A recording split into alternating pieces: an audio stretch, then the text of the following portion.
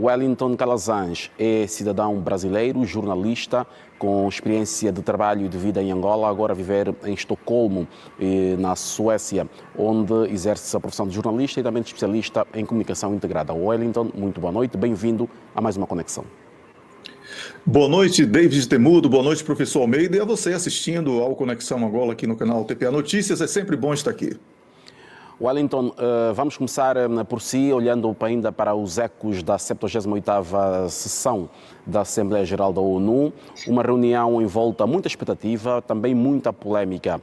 Esta sessão reservou uma sessão especial do Conselho de Segurança, dedicada à questão que tem a ver com a guerra entre a Rússia e a Ucrânia, onde Lavrov esteve a representar o presidente russo, como é de hábito nos últimos tempos, é o ministro dos Estrangeiros russo que faz o discurso pelo país nas sessões da ONU, e nesta sessão esteve a título de convidado Volodymyr Zelensky, com Lavrov a tentar fazer de tudo para impedir que Zelensky discursasse.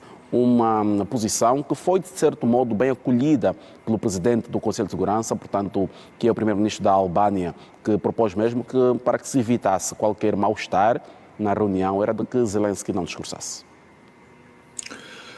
David, a tentativa de ucranizar o encontro do G20 falhou, porque hoje o G20, que agora é G21, só que esse é representado não por um país, mas por 55 países africanos, formam a maioria que impede essa tentativa ocidental de determinar regras e caminhos para todo o planeta. Nas Nações Unidas tentaram o mesmo.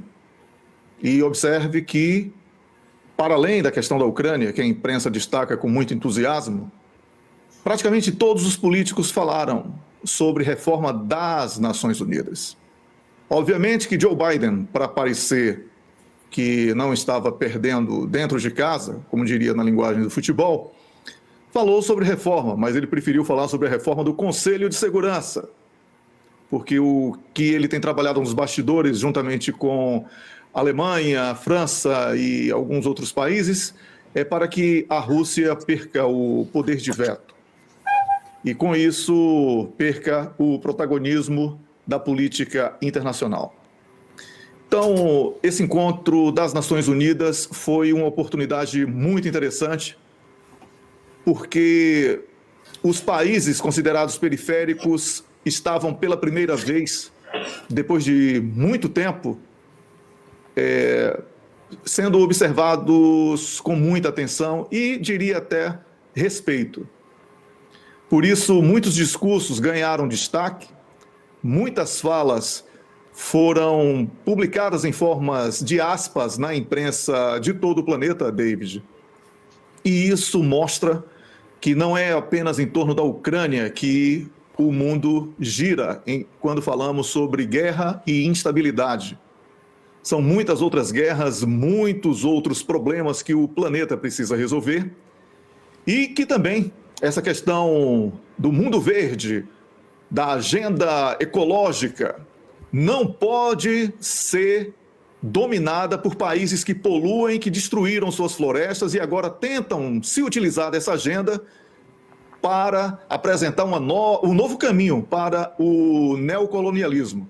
É preciso estarmos muito atentos a essa agenda, é preciso sabermos que, como a expressão democracia, e olha que a democracia é uma coisa que sempre pareceu muito bonita, e eu vinha fazendo o alerta que não existe democracia sem desenvolvimento, e também sem o direito de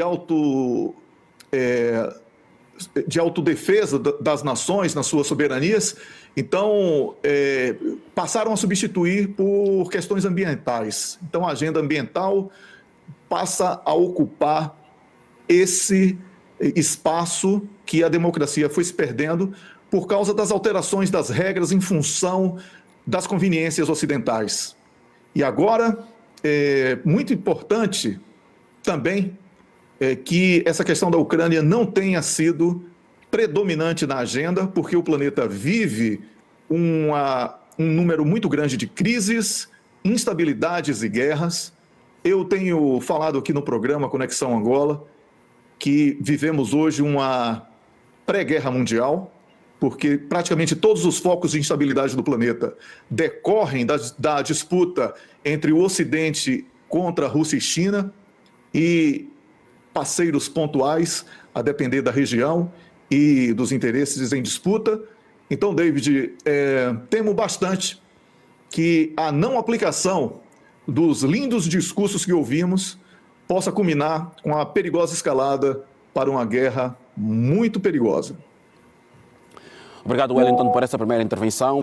A par disto, também que o destaque para as presenças vamos agora para o Wellington, do presidente Lula da Silva, mas também do presidente João Lourenço, que teve uma intensa atividade diplomática à margem desta cimeira. Portanto, teve um discurso bastante incisivo, tendo também colocado, se assim se pode dizer, o dedo na ferida, como se diz por cá, ao apontar o dedo, ou melhor, a fazer esta insinuação de que existem mãos invisíveis, portanto, que querem desestabilizar o continente africano. Tudo porque querem alastrar a sua zona de influência e não querem vir para a África para ajudar o continente a se desenvolver. Wellington.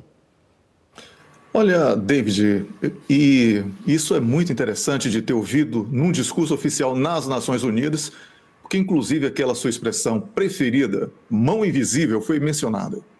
E aí, quando o presidente João Lourenço faz uso dessa expressão, ele convoca não só você, como todos os colegas aqui da televisão pública, mas de todos os órgãos públicos e privados da comunicação social, para que possamos fazer o nosso trabalho de investigação e de divulgação de quem é essa mão invisível. Porque é disso que se trata. Mão invisível. O que chamamos de mão invisível aqui, com um eufemismo que beira até o romantismo, né, David? É, na verdade, algo muito perverso, que é feito contra países e contra povos. É graças a essa famosa mão invisível, que tem cores, que é conhecida, que a fome, o desespero, as guerras, as mortes têm prevalecido sobre o desejo, o anseio de povos africanos em especial, de construção de uma vida melhor, de um país melhor, cada um no seu respectivo país, cada povo dentro das suas respectivas exigências. Então, David, para ajudar alguns colegas da imprensa dedicados à geopolítica, podemos ver essa mão invisível como aquela mesma mão invisível que buscou barrar e barrou a tentativa de líderes africanos de negociar com Muammar Gaddafi um processo para evitar a invasão brutal à Líbia. Essa mesma mão invisível que faz guerras no continente africano, que explora os recursos africanos, que também quer impedir que o povo africano, em desespero, busque no outro lado, correndo risco de morte na própria viagem, sob circunstâncias dramáticas, que eles fiquem e que são tratados como verdadeiros animais. E olhe que os animais, existe até legislação em muitos países para a proteção e o direito animal.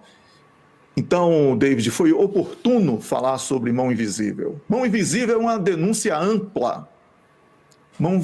Mão invisível é o exercício máximo da diplomacia, porque ele atinge o coração daquele que sabe que é a mão invisível e abre os olhos dos povos para que todos percebam que os problemas internos nem sempre são apenas internos. Eles caem como chuva, não é? Então, David, vamos aqui destacar que essa agenda diplomática que você destacou é o papel de qualquer líder que busque a implementação da sua agenda interna, desenvolvimento, investimento externo, busca de parcerias e tudo o que possa ser feito para que o seu país se desenvolva. Por isso, eu destaco especialmente a participação do presidente angolano neste evento, porque ele soube tirar proveito de presenças expressivas do ponto de vista da influência no campo internacional para tentar atrair para Angola o que há de melhor em cada um dos parceiros com os quais ele teve o contato diplomático. Wellington, no discurso de João Lourenço, também falou da questão do clima, que tem que ver justamente com a implementação dos acordos já firmados nas duas COPs anteriores. Ele diz que para a próxima COP, por exemplo, a que vai acontecer agora em novembro no Dubai, o que se devia agora falar era discutir o financiamento e a implementação dos projetos aprovados. E vai-se novamente, pode antever, vai-se novamente falar novamente da necessidade de se financiar os países em desenvolvimento, no sentido de também garantirem o equilíbrio da emissão de gases e também o investimento nas energias não poluentes. Exatamente isso, David, porque o objetivo dos países desenvolvidos é impedir que os países em desenvolvimento possam fazê-lo. Por enquanto, fica na base da denúncia, não é? Eu, inclusive, quando pesquisava sobre esse tema, eu lia um eufemismo em forma de jornalismo do New York Times, uma reportagem antiga, que dizia, falava sobre como Manhattan deixou de ser floresta para ser uma metrópole. Né? Fica parecendo que é uma coisa muito linda. Enquanto isso, se fosse Angola, se fosse Brasil ou outro país, era desmatamento, era um crime ecológico. Não é? Você já pensou se transformassem a floresta amazônica em uma Manhattan cheia de prédios, uma selva de pedras, né? Então o presidente João Lourenço mais uma vez acerta quando denuncia de uma maneira diplomática, obviamente, a hipocrisia daqueles que cobram, mas que estão aí, sem florestas, cobrando que os outros preservem, queimando o carvão e contrabandeando o combustível russo que eles dizem que está sob sanções, não é? Mas estão comprando mais caro, inclusive, através de outros países. Então, David, essa questão do clima não pode, como falei há pouco, e repito aqui com muita tranquilidade, porque é um tema que, por obrigação do nosso ofício, temos que ler a todo instante. Esse tema não pode virar uma nova agenda neocolonialista. É preciso que os países detentores de reservas ecológicas, florestais, enfim, que têm ainda algo de natureza nos seus territórios, estejam unidos contra os piratas de sempre, com as técnicas de sempre, de atacar primeiro, não é? Acusar primeiro e depois tentar buscar uma espécie de resgate daqueles que eles conseguem tornar reféns. Então é isso que eu tenho para comentar sobre este tópico em especial que você trouxe. Obrigado, Wellington. Wellington Calazans, a eleição de Lula da Silva criou uma certa histeria mundial, com o Lula a fazer uma digressão, um périplo por vários pontos do mundo e também em vários eventos internacionais. Mas o que é que de novo tivemos neste retorno de Lula às Nações Unidas? David, obviamente que os pontos destacados por ele são pontos do ponto de vista do humanismo, né? Somos todos aqui humanistas, né? Defendemos a vida, defendemos os valores que elevem os seres humanos. Então, muitas coisas que ele falou são realmente louváveis, como a questão da fome, né? É um tema que ele, de forma recorrente, aborda, independentemente do espaço em que ele esteja ocupando. Ele falou sobre outros temas que estão na agenda atual, em especial a promoção da paz, o entendimento entre as nações. Falou sobre reformas também dos grandes fóruns internacionais, mas, David, há aqui um avanço dentro do Brasil, que eu, como brasileiro que sou, né, acompanho atentamente, e como observador distante até melhor, porque talvez dentro do próprio território você fique bastante contaminado pelas opiniões predominantes. Observa-se que o marco regulatório que foi derrubado dentro do Brasil essa semana ele é uma brecha para que o Brasil perca sua soberania territorial. Então, é já um pouco daquilo que eu e o professor Almeida falamos aqui sobre o uso da questão ambiental como uma intromissão, porque todas as guerras são por economia e por geografia, não é?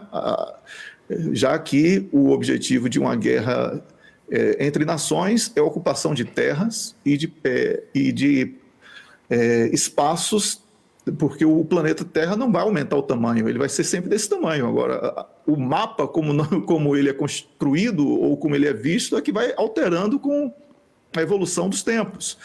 Então, é importante que esse discurso de Lula seja visto sob duas óticas. Se fosse no mundo em paz, ele seria extremamente viável e edificante. Mas em momentos como este, em que o planeta vive, eu fico mais com discursos dos líderes africanos, que foram contundentes na crítica e falaram sobre a origem do problema e não sobre a consequência. Porque falar sobre a fome é falar sobre consequência. Nós temos que falar quem está provocando a fome e por que essa fome está durando tanto tempo. Eu acho que está na hora do Lula, no terceiro mandato como presidente da República de um país do tamanho do Brasil, dimensões continentais, né? Ele pare de falar sobre fome e fale sobre a origem. E aí ele vai ver que muita gente que ele tem recebido tapinha no ombro provoca essa fome que ele tanto critica. Wellington falou da questão da fome e da saúde, da prosperidade, sobretudo para a defesa dos mais novos, assim como o presidente da África do Sul defendeu também a inclusão de mais mulheres no seio da própria organização. A presença da mulher no poder, eu acho que, na minha opinião, assim, muito sincera, ela já não deveria mais estar em debate.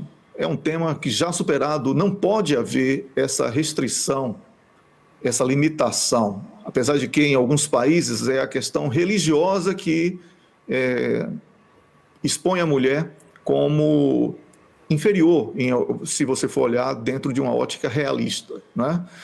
Então, eu acredito que essa agenda da presença da mulher, ela deva ser vista com muita seriedade, mas que isso não signifique a destruição da família. A mulher também nasceu para ser mãe. É a mulher que carrega um filho no ventre. Então, é preciso que essas bandeiras identitárias que estão aí, com 60 e tantos tipos de seres humanos, né, não percam de vista que a mulher tem o útero, e no útero geram a vida, e que é o ciclo da vida que faz com que o mais jovem dê ao mais velho a dignidade na sua velhice, para que ele não precise trabalhar até o leito da morte. E esse tipo de agenda é muito mais complexo, eu prefiro parar por aqui para não ferir suscetibilidade.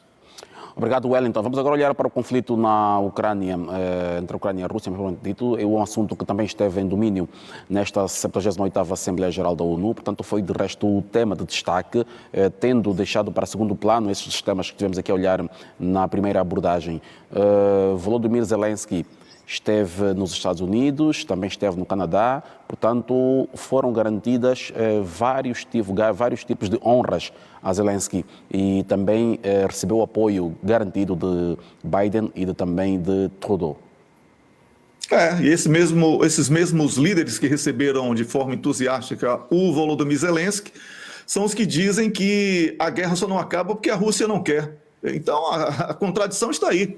A contradição está explícita, não é? Como é que a Rússia vai acabar com a guerra se o Ocidente não cansa de patrocinar o seu inimigo?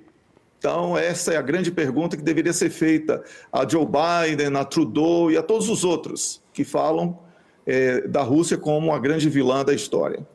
Ora, David, receber Zelensky de forma pomposa não altera muito o cenário lá na Ucrânia. A Ucrânia, hoje, já deveria ser analisada, eu propus isso aqui a semana passada, nesse encontro aqui do Conexão Angola semanal que nós temos e que eu me orgulho muito de fazer parte, de que nós deveríamos já começar a discutir o que restará da Ucrânia pós-guerra, porque, na minha opinião, a Ucrânia será a Líbia da Europa.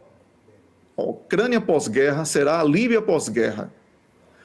Um Estado falido, inviável, pleno de facções criminosas, e olha que a corrupção na Ucrânia é anterior a essa intervenção militar russa, não é?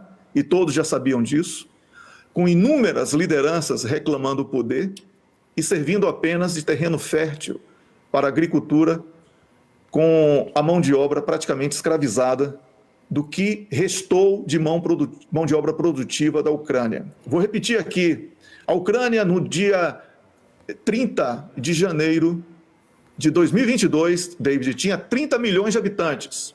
Hoje tem menos de 20 milhões, sendo que 10,7 milhões são idosos. Apenas 5 milhões estão em idade produtiva e os outros são crianças ou sequelados da guerra, mutilados ou gravemente feridos, que praticamente não terão condição de ser reintegrados ao mercado de trabalho. Qual é o futuro que um país como esse vai ter? Então não adianta falar aqui de apoio ocidental à guerra na Ucrânia, porque essa guerra já está perdida. É a derrota da NATO. O professor trouxe números impressionantes. 28 mil munições contra 2 milhões. A NATO, que tem o maior orçamento do planeta para guerras, e perde para a Rússia com 5% do seu orçamento. Então, David, precisamos falar sobre o fim dessa guerra como a grande derrota da NATO em solo ucraniano. Foi a primeira vez que a NATO encarou uma guerra de verdade. Não é aquela guerra que passa nos filmes com o sniper escondido de maneira camuflada numa montanha atirando em pastores de cabras e ovelhas no Afeganistão ou em outras paragens por aí, não é? É uma guerra que encontrou uma Rússia pela frente e as consequências são essas. Já mandaram javelins que foram vendidos pela imprensa de propaganda como a grande revolução da guerra, não durou 30 segundos.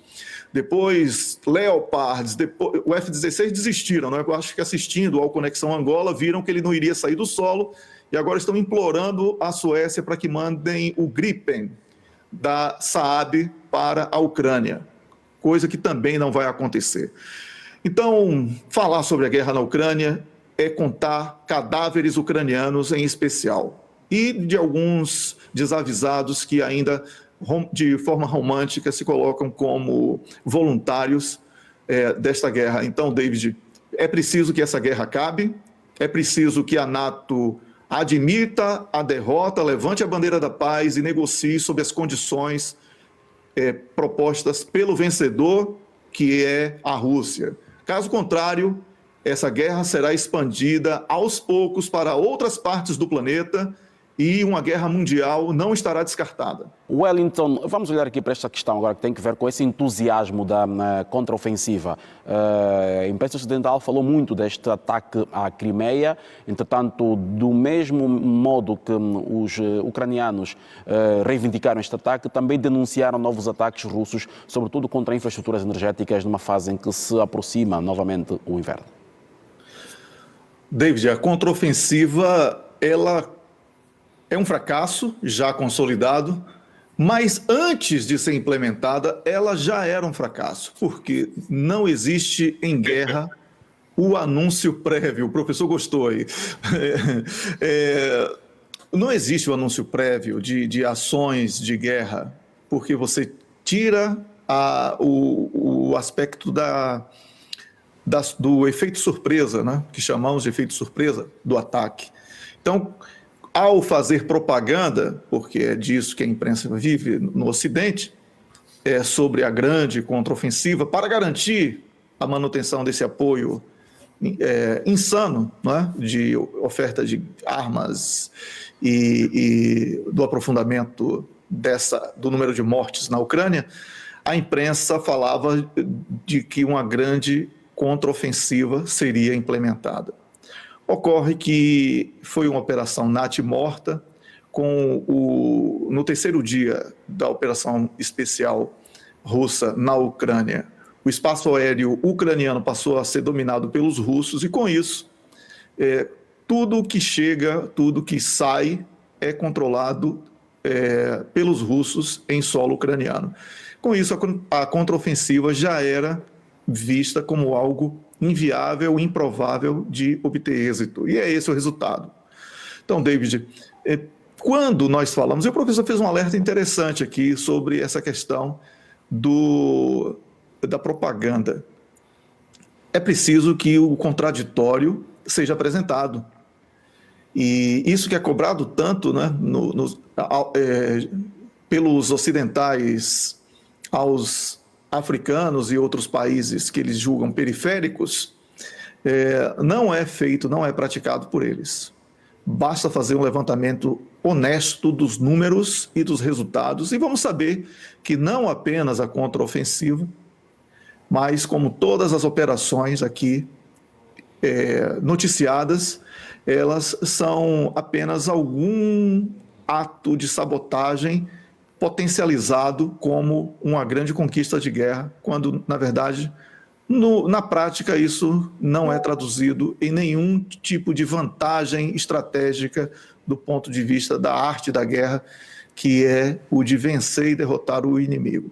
Então, David, lastimável que o número de mortes seja ignorado, que a tragédia vivida por ucranianos também vítimas de uma liderança débil e que é visivelmente egocêntrica, possa servir como, essa omissão da imprensa possa servir como um escudo para que essa realidade seja negada até mesmo às pessoas que patrocinam esta imprensa. Então, David, eu vejo que é preciso falarmos sobre paz antes que essa célula com cancro, como falamos, no Brasil falamos câncer, que é a guerra da Ucrânia, não ganhe metástase por todo o planeta e outros focos de instabilidade patrocinados pelos mesmos atores da guerra na Ucrânia. O Wellington falou da possibilidade da criação de outros focos, essa metástase de que fala. O discurso de Zelensky foi mal encarado na Polónia, terá usado uma frase desagradável para o país vizinho e amigo e que, por isso mesmo, a Polónia diz que veta o envio de armamentos à Ucrânia, portanto é o país que inicialmente deu mais armas à Ucrânia porque está mesmo ali à fronteira e, sobretudo, vai-se manter este impasse na questão dos cereais. A questão dos cereais é uma questão de defesa da economia polonesa. O discurso e essa mudança de postura é porque dentro da Polônia, logo que começou a guerra, a adesão da população polonesa era muito grande. Hoje não, e vai ter eleição na Polônia. Então, de olho nas urnas, houve um redirecionamento do discurso, porque apoiar a Ucrânia hoje significa perder a eleição. Apoiar a Ucrânia hoje significa, para todos aqueles que estão concorrendo a uma renovação de mandato ou a substituição por algum indicado pelo próprio grupo no poder, significa perder a eleição. Na Eslováquia está acontecendo um fenômeno parecido e na Polônia não seria diferente, com o agravamento dessa questão dos grãos que você colocou tão bem. Quando a União Europeia suspende a taxação dos grãos ucranianos, imediatamente ela prejudica a economia dos países que são produtores e que, em tese, seriam parceiros da Ucrânia e que só estão levando desvantagem. A Polônia, David, é o país que mais recebe refugiados ucranianos. Então, isso também altera você sabe que sempre comentamos aqui a questão do Congo, falamos da importância para Angola da pacificação da região para que a economia interna de Angola não sofra ainda mais, não é, com o fluxo migratório. A mesma coisa acontece na Polônia.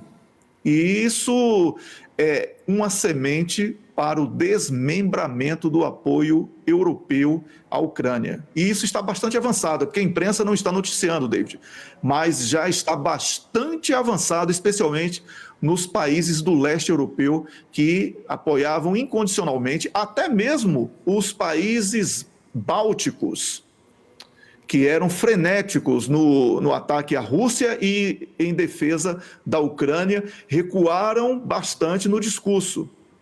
Então, estejamos atentos a esses movimentos também. Esta guerra, Wellington, que lembrado por muitos analistas e também por estadistas nas próprias Nações Unidas, que ocupa um lugar de destaque no cenário internacional e na mídia, sobretudo, em detrimento de vários outros cenários de caos e destruição que se observam um pouco por várias partes do mundo, sobretudo no Médio Oriente e também no continente africano. Portanto, estamos a falar aqui de conflitos ou guerras esquecidas. Exatamente, e o que eu chamo de semente para uma pré-guerra mundial, não é? Porque se você for observar, os patrocinadores da instabilidade ao redor do planeta são os mesmos que estão em confronto em solo ucraniano.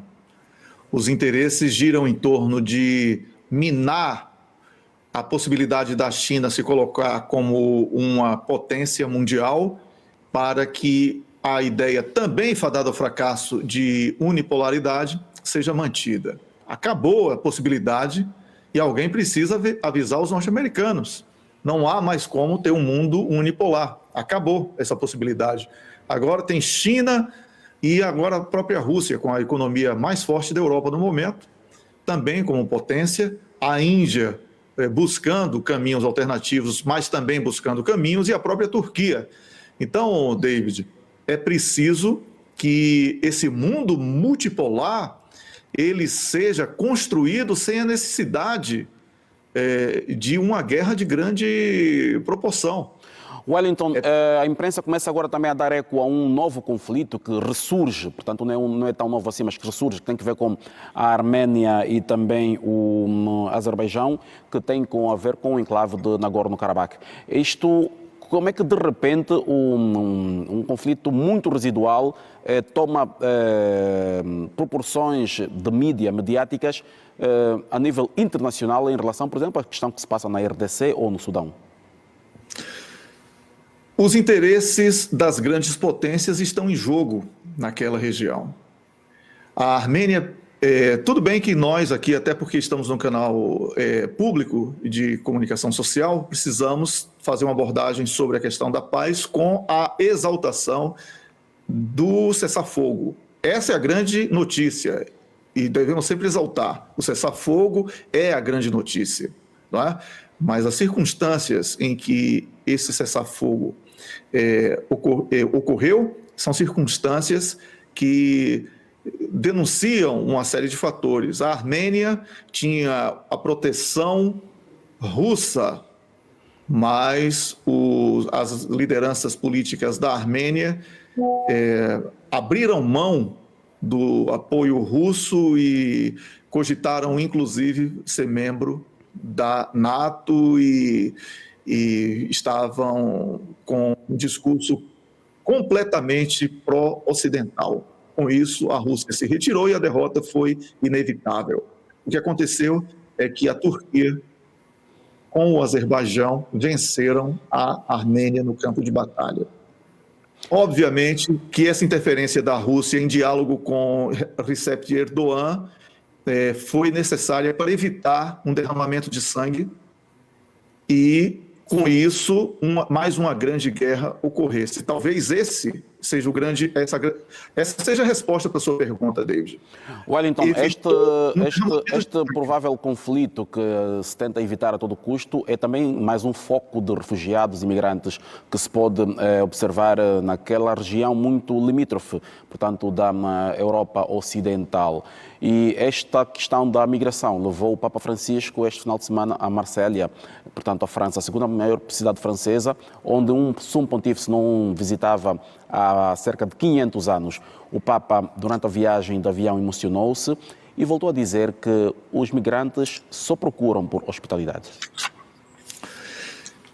Isso. Ele falou sobre a necessidade de amparo aos migrantes. E é tema que nós temos debatido aqui repetidas vezes no programa, com muita felicidade, inclusive, David, porque você sabe que é um tema pouco exaltado na grande imprensa. As palavras do Papa foram felizes e isso, inclusive, antecede praticamente aquilo que será dito neste 24 de setembro, quando será celebrado ou realizado, vamos dizer assim, em forma de festividade, o 109º Dia Mundial do Migrante e do Refugiado. Né? Este domingo, dia 24 de setembro, é uma efeméride internacional e que merece realmente a reflexão em torno desse fenômeno que tem sido aprofundado por razões muito simples. Eu sempre falo isso, David, aqui por uma questão de responsabilidade mesmo. Não podemos falar sobre migração sem falarmos sobre a origem, a motivação dessa migração. É muito importante lembrar que Muammar Gaddafi alertou que o fim da Líbia e a destituição dele, e ocorreu pior do que a destituição dele, né? Foi um brutal assassinato, iria provocar um fluxo migratório incontrolável para a Europa, e isto hoje é uma realidade que ninguém pode negar. Mas isso não é debatido dessa maneira, porque os culpados por este fluxo migratório são esses mesmos que agora reclamam da presença do migrante, do imigrante, não é? E que demonizam esse imigrante. Observe que as populações dos países europeus, David, elas estão encolhendo e envelhecendo. Então, a presença do imigrante, do ponto de vista lógico, até mesmo do capitalismo, é de fundamental importância para o funcionamento das economias desses países. Mas a tomada, a chegada ao poder de líderes sectários, separatistas, não é? Chamados de ultradireita, mas nada mais são do que desumanos, faz com que esse tema seja abordado com a criminalização daqueles que buscam amparo. E por isso o Papa fez essa advertência importantíssima.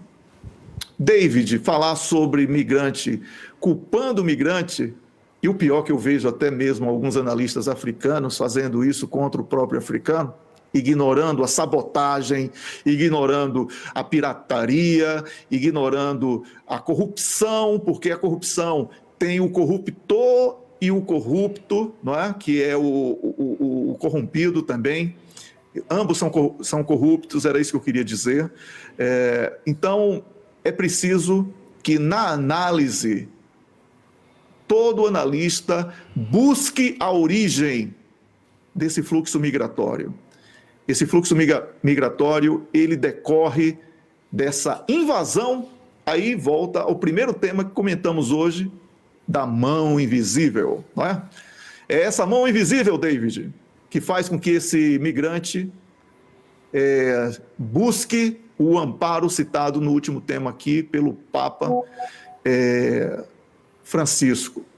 E é em torno da defesa das soberanias e do desenvolvimento. E aí eu recorro a uma expressão muito bem colocada pelo professor Almeida também no primeiro tema, a industrialização dos países africanos, é que esse fluxo migratório será reduzido. Porque se houver indústria e desenvolvimento nos países africanos, esse fluxo migratório ele será reduzido e a relação entre os países será muito mais sadia. Mas aqueles que reclamam dos migrantes são aqueles que provocam esse fluxo migratório e não podemos mais deixar de denunciá-los como os grandes sabotadores do continente africano e também dos próprios países que governam, na medida em que apoiam guerras nos países alheios, provocando esse tipo de instabilidade e de imigração. Wellington, este fenómeno não é apenas do Médio Oriente e de África, mas também na América do Sul, onde, por exemplo, neste momento que falamos, também assiste a um fluxo enorme de pessoas que pela fronteira do México com os Estados Unidos tentam chegar aos Estados Unidos da América, mas que enfrentam dificuldades enormes e de uma quase impossibilidade de alcançar o sonho almejado.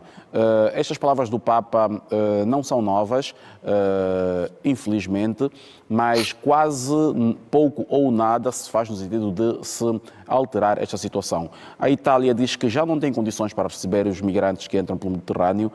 Espanha também diz que não vai receber, França o mesmo. Muitos países daquela região mais próxima dizem que não estão em condições de o fazer e que, inclusive, há a situação de agora, de uma situação de mal-estar que se está a criar por conta de se ter descoberto que o governo alemão iria apoiar algumas ONG italianas que prestam auxílio aos migrantes. Exatamente, David. A hipocrisia que eu tanto denuncio aqui nas minhas palavras, ela está cada vez mais evidenciada. Lembrando, Wellington, que quando do conflito na Síria, a Alemanha e também a Turquia tentaram dar um exemplo de acolhimento de migrantes e refugiados, mas que depois não houve uma sequência. Os outros países não fizeram o mesmo. Portanto, houve a necessidade de separar o fluxo. Olha, eu não posso também excluir a Suécia, que per capita foi o país que mais recebeu migrante sírio. E aqui, inclusive, eu tenho muitos conhecidos que chegaram aqui na Suécia a partir desse tipo de situação que é dramática para eles até hoje por causa de diversos fatores, principalmente os aspectos culturais e de adaptação do clima e outras questões.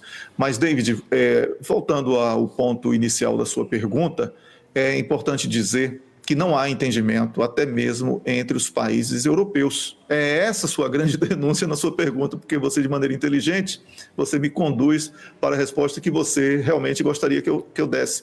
E eu, porque interpreto muito bem a sua pergunta, acho que você está certíssimo ao conduzir o meu pensamento para essa preocupação, porque essa falta de entendimento e essa disputa interna que está acontecendo em temas que parecem secundários, mas que são relevantes e extremamente delicados para a unidade do continente europeu, eles começam a ser aflorados em forma de discórdias e de ponto de desequilíbrio daquilo que chamamos de convívio harmônico entre os países europeus. Nunca é demais lembrar que a Europa, historicamente, sempre esteve em guerras. É o continente que talvez o que mais tenha feito guerras. E esse tipo de falta de unidade no pensamento e discordância sobre aspectos que são impactantes nas economias locais dos países individualmente, e não aqui falando sobre bloco comum europeu, e isso pode, em pouco tempo, já que o mundo vive de uma maneira, parece que vive de uma maneira acelerada, isso em pouco tempo poderá produzir ruídos muito graves entre europeus, e aí a situação vai ficar ainda mais difícil. Wellington, quero continuar consigo justamente por facto de estar na Europa e conhecer mais de perto esta realidade de acolhimento de imigrantes. Lembrar que o chefe da diplomacia europeia, Josep Borrell, em entrevista à France 24 e à Rádio France Internacional, falou da necessidade dos restantes países europeus apoiarem a Itália, tendo mesmo ele dito que a questão de se manterem indiferentes e as diferenças culturais entre os países europeus poderá levar a que o fenómeno migrações dissolva a União Europeia? Olha, David, ele falou sobre consequências. Eu vou ter que repetir isso, eu lamento. A questão aqui é a causa. A questão aqui é não permitir o desenvolvimento dos outros continentes, dos outros países. E é aí que está o problema. Se ficarmos discutindo esse tema sobre a ótica daquilo que está incomodando o europeu, nós vamos ignorar que esse fluxo migratório que nós estamos aqui em debate é decorrente de crimes de guerra, de pirataria de riquezas, de sabotagem. Eu vou dar um exemplo, saindo do continente africano. O Brasil, que é um país de dimensões continentais, tem a sua ferrovia sabotada há mais de 50 anos, David. O Brasil é um país daquele tamanho que depende de óleo diesel para o transporte interno, porque não tem uma linha férrea capaz de ligar os pontos do país. E qualquer tipo de iniciativa nesse sentido, o político que tenha essa ideia é destituído, ele é impedido por diversas frentes, né, e campanhas de difamação e outras coisas mais. Isso é apenas um exemplo. Então, esse tipo de sabotagem provoca esse tipo de fluxo migratório em todos os países sabotados, porque as pessoas querem uma vida melhor. E vai chegar um momento que a União Europeia, de tanto apoiar as guerras nos outros países, irá colher os frutos dessas sementes podres que plantou, especialmente no continente africano. Certo. Obrigado, Wellington. Wellington Calazans, o seu positivo ou negativo? Como eu sei que o tempo já está encerrado praticamente, David, eu vou ser bastante criativo. O positivo vai para a denúncia da existência da mão invisível e o negativo é a existência da mão invisível. Bastante criativo, Wellington. Muito obrigado a ambos. O Wellington Calazans, especialista em relações internacionais e jornalista. O Wellington está em Estocolmo, na Suécia. Aos dois, muito obrigado pela presença, mais uma, aqui no Conexão Angola, e que fica para já o compromisso de estarmos juntos no próximo programa. Boa noite e até a próxima. Um grande abraço.